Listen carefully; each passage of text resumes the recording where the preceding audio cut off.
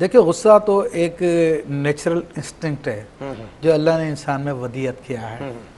جب یہ جائز طریقے سے استعمال کیا جائے تو عین ایمان ہے، اور ناجائز طریقے سے استعمال کیا جائے تو اسے حرام قرار دیا گیا ہے. اور اسی لیے اس کو کنٹرول کرنا جو ہے بڑا ضروری ہوتا ہے. اسی لیے حدیث شریف میں بھی آیا کہ جو سب سے بہتر گھونٹ جو اللہ کو پسند ہے جو بندہ پیتا ہے وہ غصے کا گھونٹ ہے جو پی لیتا ہے. تو کیونکہ اس میں عام طور پہ انسان کی اپنی انانیت بہت زیادہ شامل ہو جاتی ہے، دیگر معاملات شامل ہو جاتے ہیں. تو یہ فرق کرنا بہت ضروری ہے کہ مجھے کہاں غصہ کرنا اور کہاں نہیں.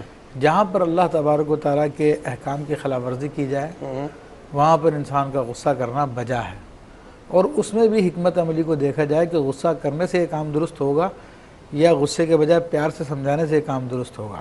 اچھا، وہ جج خود کرنا پڑے گا. ہاں، جج کرنا پڑے گا اس کو. اچھا ٹھیک. تو بعض اوقات غصہ کرنا جائز تو ہوتا ہے لیکن وہاں پہ کام بگڑ جائے گا.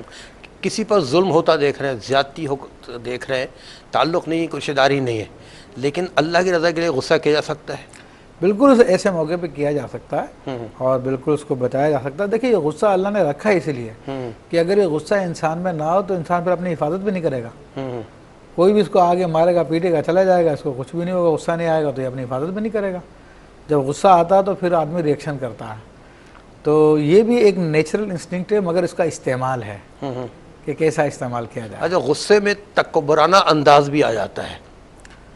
اب یہ تکبرانہ انداز کی جو آپ نے بات کی ہے تو عموماً ہوتا یہی ہے کہ جو غصہ بھی ناجائز ہے اس کے پیچھے تکبر چھپا ہوتا ہے. اور حدیث شریف میں اس کی بڑی مذمت کی گئی ہے اور فرمایا گیا کہ جو جنت میں جو لوگ اکثر جائیں گے وہ کمزور لوگ ہوں گے.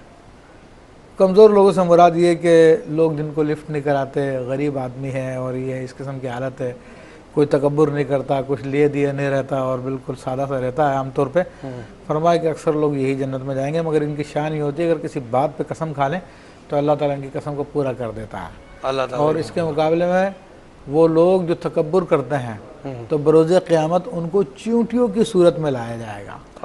جسم ان کے چونٹی جتنے ہوں گے لیکن شکل انسانوں کی ہوگی، اور وہ لوگوں کے پاؤں میں کچلے جا رہے ہوں گے. فرمایا کہ جس کے دل میں رائے برابر ایمان ہے وہ جہنم میں نہیں جائے گا، اور جس کے دل میں رائے برابر تکبر ہے وہ جنت میں نہیں جائے گا.